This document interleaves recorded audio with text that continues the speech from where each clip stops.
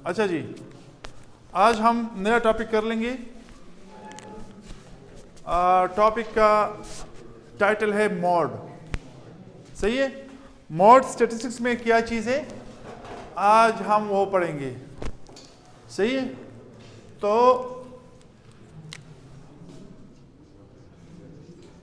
Mod क्या है? The value that appears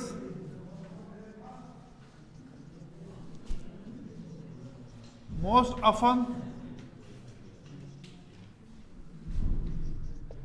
in our data set is called the mode. सही है। इसका डेफिनेशन मैंने लिख दिया है। A value that appears most often in a data set is called the mode. Mod क्या चीज़ है? वह नंबर है किसी भी डेटा सेट में। मॉड वह नंबर है जो ज़्यादा बार रिपीट हुआ हो, जो ज़्यादा बार आया हो। सही, तो वह मॉड है। बहुत आसान डेफिनेशन है। मतलब अगर एक डेटा सेट दिया गया हुआ है, सही है, तो उसमें हर नंबर जो है ना, उसका हम देख लेंगे कि हर नंबर कौन सी कितनी बार आया है, और जो नंबर सबसे ज़्यादा बार आया हो ना, तो उसे क्या कहता है? मॉड। सही है, तो उसे मॉड कहा जाता है। सही है।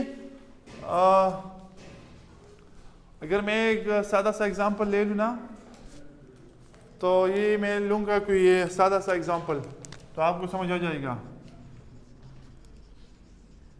सपोज हमारे पास एक डेटा सेट है, इसमें ऑब्जर्वेशन किया है 3, 5, 2, 5, 6, 7, 5, 4 सही है। इस तरह 5 और 8 है, let's say, for your understanding. सही है। So if this is the data set, so then what is the mode? Mode is 5 because 5 has been occurred most number of times as compared to the other observations. सही है। दूसरे observations के मुकाबले में 5 ज़्यादा time आया है। Look at 5 कितने बार आया है? 1, 2, 3, 4 बार आया हुआ है।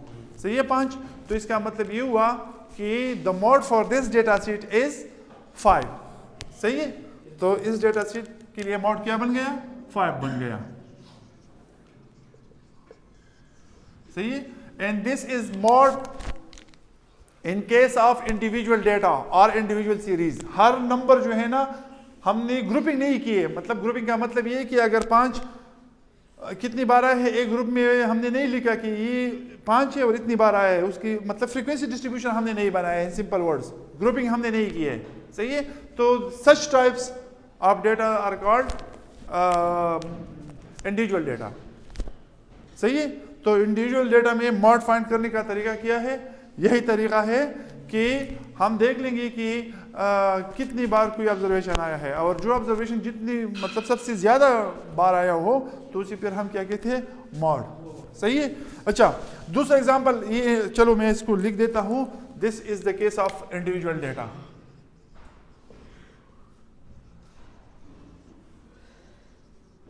सही है। अभी मैं दूसरा लिख देता हूं, group data, discrete group data case. तो डिस्क्रीट ग्रुप डेटा केस वो भी बहुत आसान है, मैं आपको बता देता हूं। अगर चलो हमारे पास है एक वेरिएबल, सही, वेरिएबल है x, उसमें नंबर्स है 2, 3, 4, 5, 6, 7 और 8। सही है। और फ्रीक्वेंसीज क्या है? फ्रीक्वेंसीज है 7, 8, 12, 19, और ये हो गया 15, और ये हो गया 6, और ये हो गया 3। Let's say, for your understanding, this is a frequency distribution. This is a discrete frequency distribution. Discrete numbers है। एक्स वेरिएबल की जो वैल्यूज है वो डिस्क्रीट नंबर्स है। सही है। और ये करस्पॉन्डिंग फ्रीक्वेंसीज है। सही है। तो अगर इस केस में हम मॉड फाइंड करते हैं तो बहुत इजी है। हमने क्या करना है? हमने फ्रीक्वेंसीज देखनी है। सही है। सबसे बड़ी फ्रीक्वेंसी जो भी है इस केस में 19 है, तो 19 की अगेंस्ट जो वैल्यू है ना x की, this will be the mod. So in this case again 5 is the mod. सही है, ये बिल्कुल सिंपल है। जो फ्रीक्वेंसी सबसे बड़ी है उसके अगेंस्ट वैल्यू जो है ना वेरिएबल की, वही मॉड होगी। सही है। स्टूडेंट्स कभी कभार गलती करते, हम भी करते थे अपने स्टूडेंट्स लाइफ में कि ये जब हम जल्दी से 19 है तो जल्दी लिख दिया कि 19 मॉड। 19 मॉड नहीं है, 5 मॉड है। 19 का क्या मतलब है कि इस डेटा सेट में 5 19 टाइम रिपीट हुआ है, 19 बार आया हुआ है। इस डेटा सेट में बजाते खुद कोई भी 19 नहीं है। डेटा सेट में नंबर्स कहाँ से कहाँ तक है, 2 से 8 तक है, या किसी इस डेटा सेट में 2 आया है या 3 या 4 5 6 7 8 आया हुआ है, इससे आगे पीछे कोई नंबर नहीं आया है। और ये फ्रीक्वेंसीज है। 2 का क्या, 2 7 का मतलब क्या है कि 2 हैज बीन रिपीटेड 7 टाइम्स। 8 का क्या मतलब है, 3 हैज बीन रिपीटेड 8 टाइम्स। 12 का क्या मतलब है, 4 हैज बीन रिपीटेड 12 टाइम्स। सही है, तो यही है। तो इस केस में मॉड क्या बनेगा, इस केस में मॉड बनेगा अगेन 5। सही है। सो दिस इज, ये दोनों इसमें इंडिविजुअल केस में और डिस्क्रीट केस में मॉड के लिए कोई किसी कैलकुलेशन की जरूरत नहीं पड़ती। सही है। उधर हमने काउंट करना होता है और इधर ऑलरेडी इस फॉर्म से ही इस फॉर्म में लिखा होता है डेटा। तो फिर हमने क्या करना होता है, हमने खाली देखना है कि कौन सी फ्रीक्वेंसी सबसे बड़ी है, और ये याद रखना है कि उस फ्रीक्वेंसी के अगेंस्ट वेरिएबल जो भी है उसका वो वैल्यू क्या हो जाएगा, वो होगा उसका मॉड। सही है। हाँ, अच्छा अभी कर देता हूं mod in continuous group data. Continuous group data जो है ना उसमें मॉड वो इतना मुश्किल नहीं है, जरा डिफरेंट है। सही है। तो मैं लिख देता हूं mod from continuous group data. सही है। कंटिन्यूस ग्रुप डेटा से हम किस तरह मॉड फाइंड कर लेंगे, ये मैंने आपको पहली वीडियोस में भी बता दिया था, पहले लेक्चर्स में, कि ये जो मीडियन है या क्वार्टाइल्स, डिसाइल्स, परसेंटाइल्स है, या ये मॉड है, इवन अरिथमेटिक मीन जो है, ये सारे सिंगल नंबर्स मेजर्स है। सही है। तो इधर जब हम अभी कर लेंगे तो ये जब कंटिन्यूस ग्रुप होता है ना तो उसमें वेरिएबल एक्स की कोई सिंगल डिस्क्रीट वैल्यू नहीं होती है, एक इंटरवल होता है ना। तो फिर उसमें हमने वो इंटरपोलेशन की हेल्प से वो ख़ास नंबर तक पहुंचना है। तो यही एक स्टेप इसमें ज़्यादा है, बाकी वो वही आसान काम है, इसमें कोई मुश्किल नहीं है। सही है। तो इसके लिए मैं एक सादा सा एग्जांपल ले लेता हूँ। ये मार्क्स का डेटा है, मार्क्स। सही है। तो ये मार्क्स का डेटा है और शुरू है 10 से 24 तक,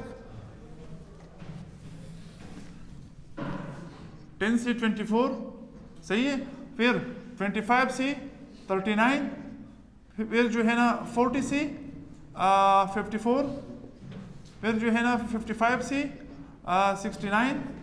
सही है। फिर 70 से 84, और फिर जो है ना 85 से 99। सही है। 85 से 99, ये हो गई क्लासेस। सही है। अभी इसके अगेंस्ट फ्रीक्वेंसीज कौन कौन से हैं, फ्रीक्वेंसीज भी लिखते रहते हैं। 6, 20, 24, सॉरी 44। अच्छा 44, 26, 3, हाँ 1। तो ये फ्रीक्वेंसीज है। सही है।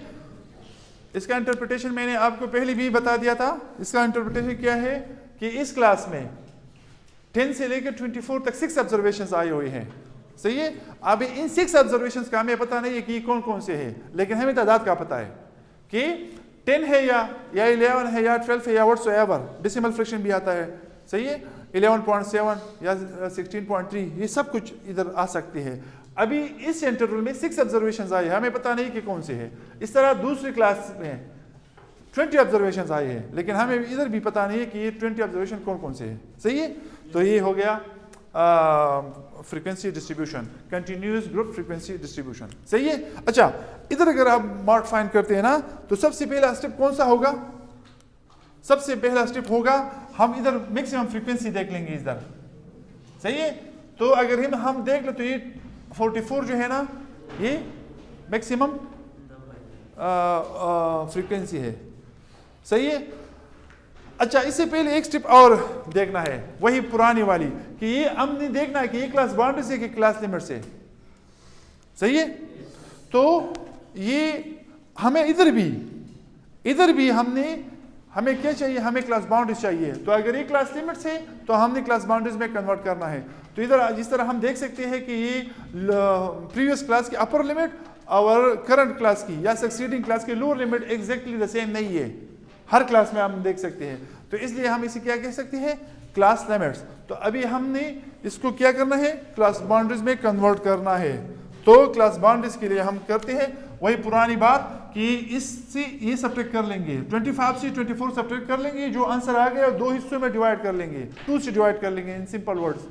तो जो आंसर आ गया तो वो हर क्लास की लोअर लिमिट से सब्ट्रैक्ट कर लेंगे और हर क्लास के अपर लिमिट के साथ ऐड कर लेंगे। वही तरीका है।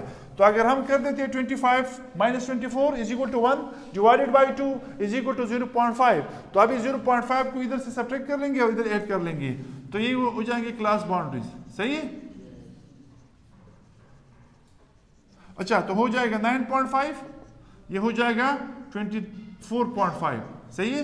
ये हो जाएगा 24.5 और ये हो जाएगा 39.5, यह जाएगा 39.5 और यह जाएगा 54.5, ये आ जाएगा 54.5 और ये आ जाएगा 69.5 और ये आ जाएगा 69.5 और ये आ जाएगा 84.5, ये आ जाएगा 84.5 और ये आ जाएगा 99.5। तो ये हो गई class boundaries.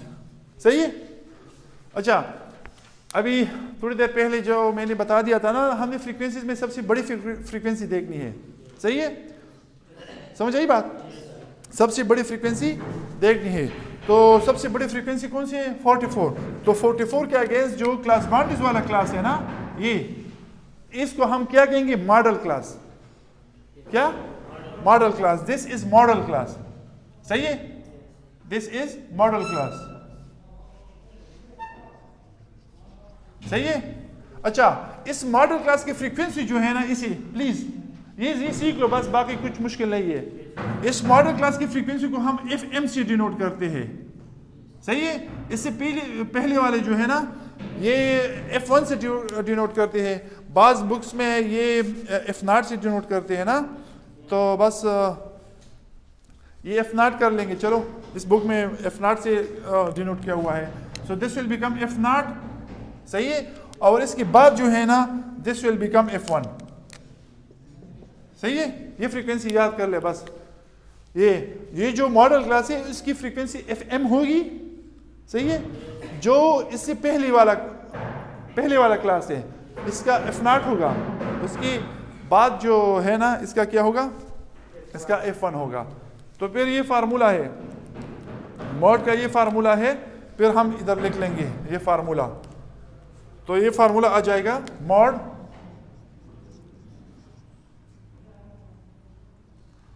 Is equal to ये L, वही L। डस्टर किधर है?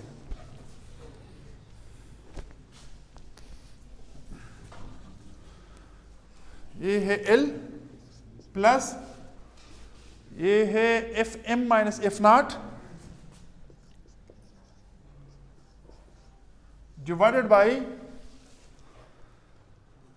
2FM minus F0, 2FM minus F0 minus F1 और मल्टीप्लाइड बाई H, या इधर जो पहले लेक्चर्स में हमने I से डिनोट किया है तो ये I से कर लेंगे। तो यही फार्मूला है।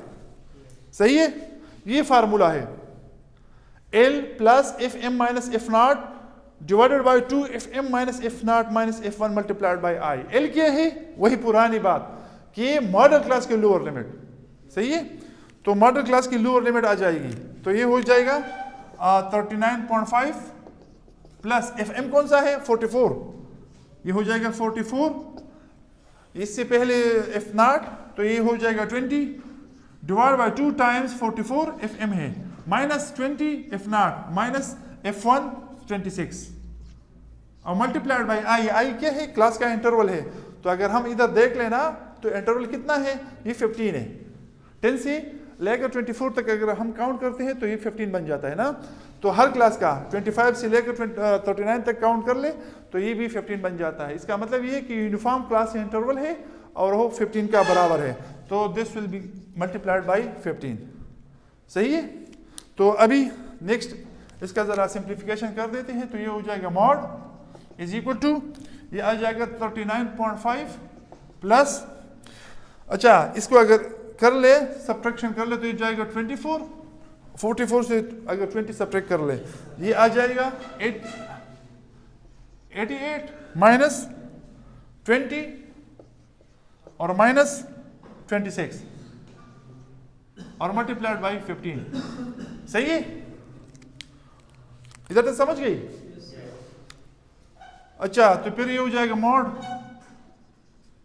39.5 प्लस 24, ये आ जाएगा 88 और ये दोनों माइनस है। तो अगर हम दोनों माइनस को करते हैं तो ये जाएगा माइनस 46 और मल्टीप्लाइड बाई 15। सही। नेक्स्ट क्या जाएगा? Mode is equal to 39.5 plus 24 और इसी क्या जाएगा? 42 हो जाएगा ना। सही है। हाँ तो नेक्स्ट स्टेप कर देते हैं। तो यह आ जाएगा mode is equal to 39.5 plus, इसको अगर हम सिंप्लीफाई कर देते हैं ना तो ये हो जाएगा 4 और 7 6 से अगर हम कर देते हैं ना। सही है। अगर ये इसको मल्टीप्लाई करते तो 60 ओवर 7 आ जाएगा। सही है। तो अगर 60 को हम 7 से डिवाइड कर देते तो क्या जाता है?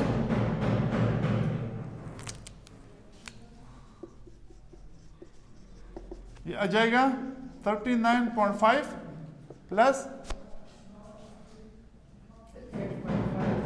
8.5। सही है। तो इसका आखिर रिजल्ट क्या आ जाएगा? आखिर रिजल्ट आ जाएगा 48।